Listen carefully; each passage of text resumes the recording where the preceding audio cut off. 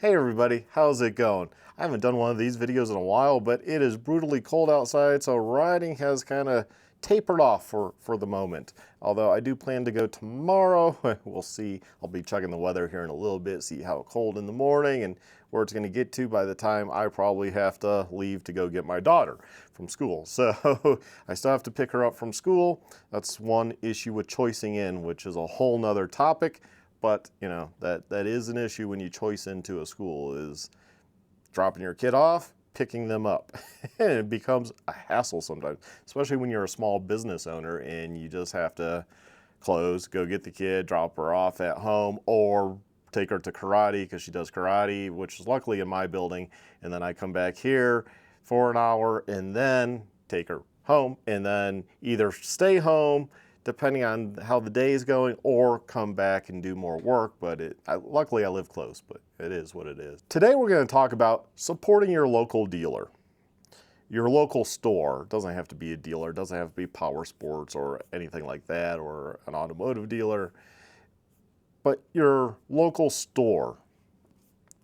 It is nice when customers support us versus ordering something online and then coming to us when they need warranty work, which luckily the companies we work with, we get paid really good for warranty work. I won't say really good, but it is money, but it is a lot of hassle because we didn't sell you the product and now you're like breathing down our neck to fix it. Like, well, why did you buy it from these sites? And I'm not going to name them for the electric dirt bikes. I mean, we all know who they are if you're into electric e-bikes and dirt bikes and that sort of thing, because these online retailers, yeah, they'll give you like free shipping and stuff, which I don't understand how they do, which means they're taking less money, but they're selling volume to make up for that, I guess, which I guess can be good. We've looked into doing shipping, and if we got a different space, that would work out better, because then we could like lease a forklift or buy one, and then that would be less cost to our customer, or that we're taking a hit on, depending how you work that. And I really don't know how they do 100% for free, because to get those deals, you must be doing a lot of volume to be, $300 freight. I don't quite understand that yet. That's something we're learning, looking into. I mean, the stuff I see, it's like $400 to $600. And it all depends on the day and the carrier, and you go through a broker and the online sites, and it's pretty intuitive, pretty easy.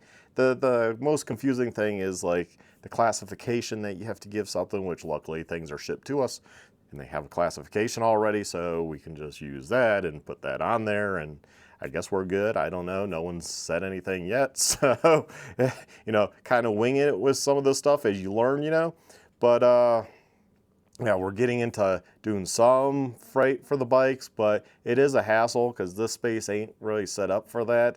But it goes back to, supporting your dealer. Like, somebody buys, say, an E-Ride Pro from online, has an issue, they tell them, well, contact your local dealer, and then we're dealing with a customer that could be irate, and, we have to be friendly to them, and we have to try to figure out and diagnose and this and that, and they're breathing down our neck. They're calling us nonstop. When's the part coming in? This and that. And it's like, well, it comes in when it comes in, and you're the front line to that versus these online sites. So when people are like, oh, I have great customer service with some online site they ordered from, what was your customer service part of it? Was it you placed an order? I mean, that doesn't take any customer service. What service did you have afterwards? Did you have a missing part? Did they handle that?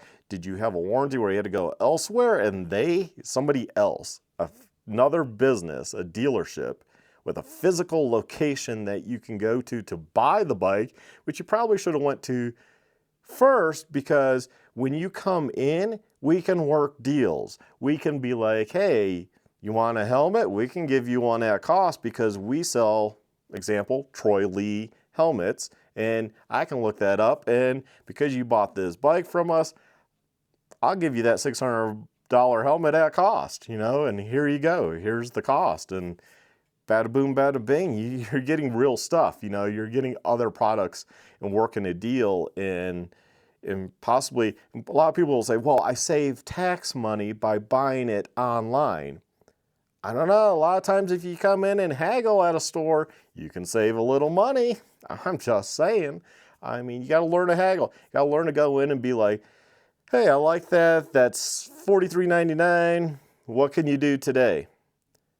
And there's a good chance, being a small business, I'm going to be like, you know, I'd rather make $100 than $0, because $100 is more in my pocket at the end of the day than I had, and I can always order more of a lot of these products and have it within a week. So it's not a big deal for me to order. Now, if it's a hot to trot item and there's limited supply, yeah, I'm not just going to go and like drastically lower the price. However, I probably, just to get you on something, will be like, oh, you know, 50 bucks, 100 bucks off. Yeah, sure. Why not? You know, let's do it. Or, you know, taxes, $300. How about we split that and I'll give you 150 bucks off. Yep. You know, we can do that. You're supporting us. And a lot of people that come in, that's what they'll say. I'd rather buy it from you guys because I'd rather support my local shop where I might have to return to get warranty work done. You're not returning anything to an online location. You're not mailing back a bike. You're not. It's going to cost you a lot, especially once you have it assembled, because the price is going to go even higher, most likely. So that there's really no way to return such an item. It's kind of like those mattresses nowadays that come all, you know, suctioned down into a little box, and you open it, it's like poof, and this queen mattress pops out, or even a king mattress. And of course they'll tell you, like, you know, you have 90 days to return. How are you returning that? Like, you're not. So you know when you buy it, it's really non-returnable. That's kind of like when you order electric motorcycles or e-bikes even online. You're not returning those. So supporting your local dealership is good, and having that relationship. And I know in the gas world, there's some dealers I don't like. I just don't like those dealers due to their customer service. That's why I kind of frowned upon like supporting some gas bike dealers, but they brought it on themselves. We try to provide good service. If I'm not providing good customer service, then yeah, by all means, don't support my local shop. But if I'm providing you good customer service, giving you good pricing, giving you good turnaround for servicing and all that good stuff, then in pricing for like labor rates, ours is cheaper than anyone else. You know, at 120 bucks an hour for the electric, that's pretty dang cheap, you know. At $150 for gas, that's pretty cheap.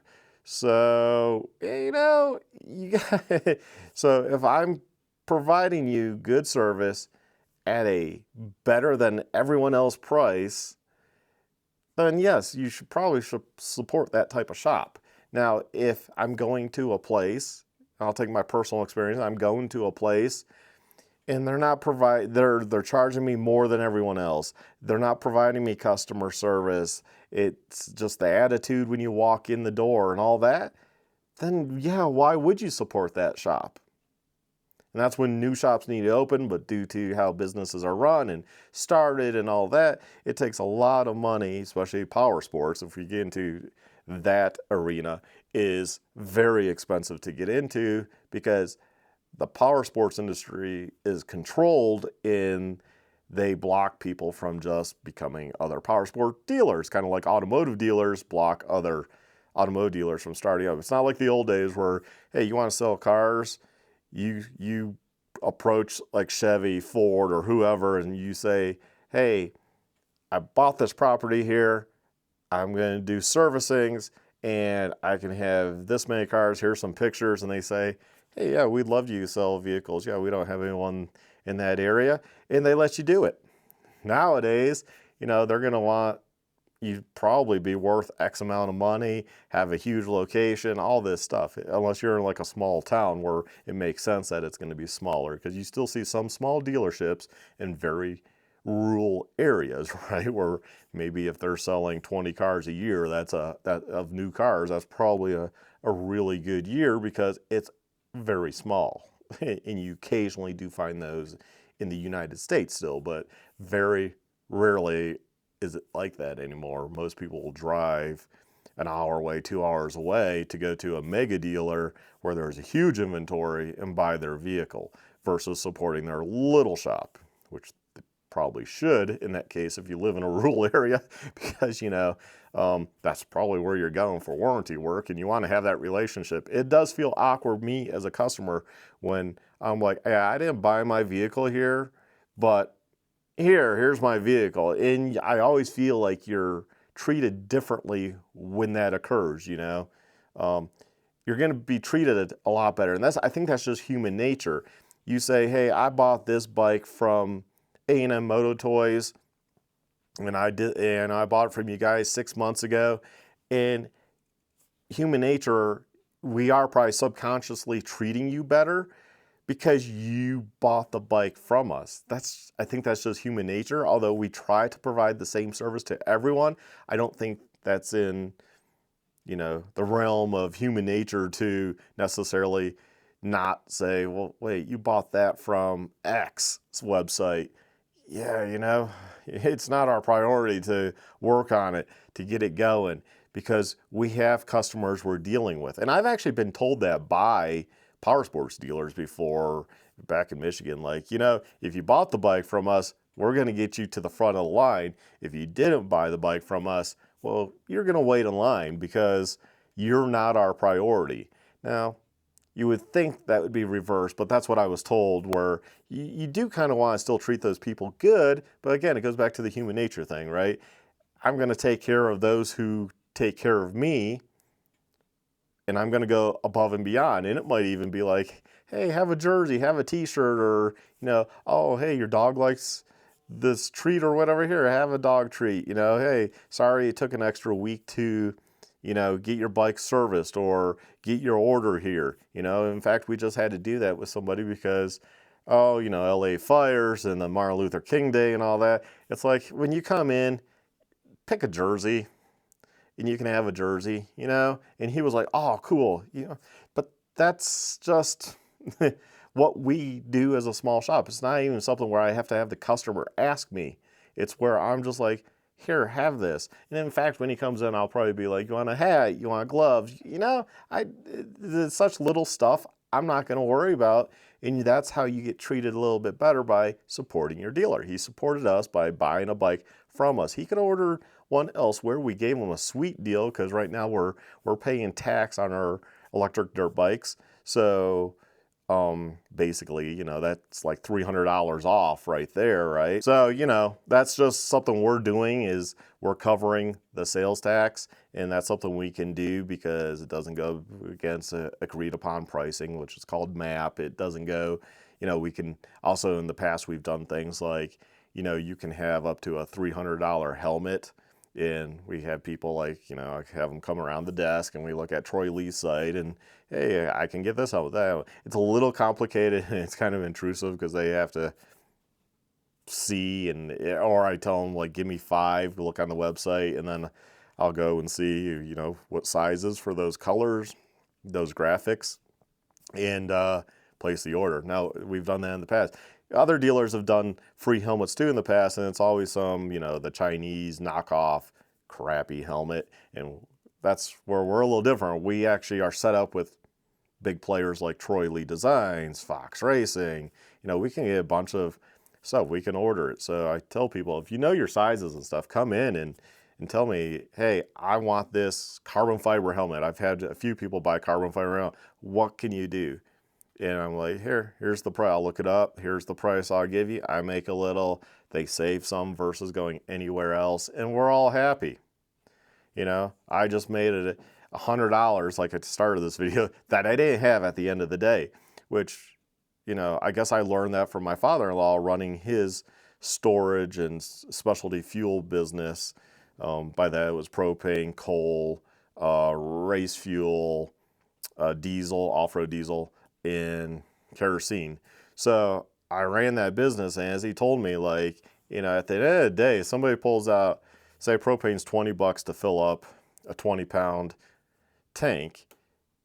Well, and they pull out $15, take the $15 because our cost at that time was like $9.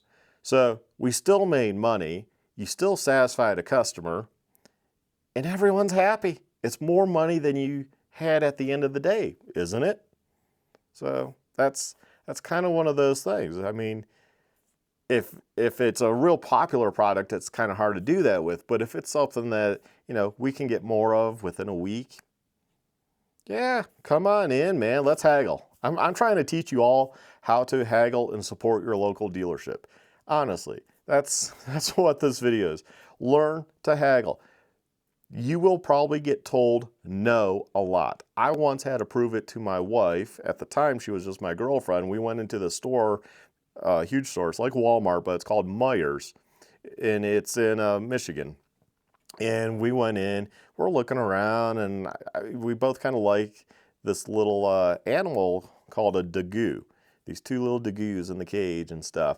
So I found a salesperson, actually a manager, and I said, well, if I buy those two dagoos right now, and they weren't cheap, they were like $60 a piece, so $120 I'm spending right there. And, I'm going to need a cage and setup and all that. What will you do for me on this cage and accessories and all this? And he goes, if you buy those two right now, you can, we'll give you 50% off. I'm like, cool. And the wife was just, well, girlfriend at the time, but she was just like mind blown that you can haggle on stuff in a major store like that. I've haggled in Walmarts. Now, sometimes you'll get told no by a manager, right? Like, oh, we'll sell that no matter what. But, then I have to weigh. Do I buy it? Do I really need it? Or am I buying it just because it has a little dent on it and I could maybe save a buck? Then I have to decide that and weigh that option. But, you can haggle in major stores. You just have to ask. And a lot of times nowadays, managers, they're either going to tell you no right away, right? Because whatever reason, they're going to say no. Or they're going to be like, yeah, I'll give you 20% off, 30%. Because they don't want to interact with you any more than you really wanted to interact with them. And they're going to give you something off. Here you go. And they made a sale. It looks good on their numbers. And it's gone. And yeah, it just works out for everybody. So learn to haggle. Don't be afraid. Maybe me living all over the world in third world countries where, you got people that are like, hey, you want to buy this thing, and you're like, I don't know, $5. And they're, maybe their price was 20 and they're like, what? It's like, well, I want the local price now. And you just haggle. A lot of Americans don't understand that concept, but haggle. You'll save some money. And it's a good thing to try to save money on various purchases. You save $20 here, $50 there, $100 there. Well, shit, you can go have a couple nice meals out, or buy a dozen eggs nowadays. I don't know, but yeah. So learn to haggle. It's good. Come in to talk. That's where you coming in physically and talking to us versus over the phone. Am I going to haggle over the phone? Probably not as much. I am not going to do that as much as maybe some others. But if you come in person and you're like, hey, I'm looking at this bike right here. This is the bike I want. This is what I'm willing to pay. Can you do that? And I'm going to either say, no, you're way too low. We got to make something. Come on. Got to keep the lights on and stuff, right? And pay rent and all that stuff. So how about this price? And they'll either say yes or no, or maybe I can do your price, but it's a cash deal, because then we're not dealing with, I'm losing another 3% to Visa, credit card processors, because that's ridiculous. So we do a lot of cash deals. That's a good thing. A lot of people say cash deals are dead. I mean, it does go through our system. It's all logged that, you give us $3,000, whether it's on credit card or cash, it's in our system. So taxes, we still have to report, and sales tax and all that, And a lot of people don't understand sales tax. Like, they get mad about sales tax. It's like, well, we gotta pay sales tax. I mean, that's just nature of the beast, Yeah, I'll give you a deal, but that's plus sales tax. It's always going to be plus sales tax in a brick and mortar store because I have to pay that tax no matter what. So, if my cost is say $3,500, you want something say for $4,000, but you want to use Visa, which is 3%, and you want sales tax at 7.64, I think here, or 63. You minus that off. Oh my God, there might not be anything there. I'm not going to do the math right now. Maybe if you want to do the math, but you're not, you're either not making enough to make it worthwhile, or you're now like, I'm just giving it to you at cost, which makes no sense to me, right? Because again, a business. So those are the figures when you come in. I might sit at my computer and I might plug that into a calculator, figure out the math, and then be like, okay, this is what we paid for. This is what, the sales tax and all that. And if I give it to you at this price, where are we at? And, we try to do our best. So always support your local business and also come in and haggle because you'll probably save a lot of money. Anyways, this video is probably long enough. So y'all take care, stay well, stay safe, and get out there and ride until the next one.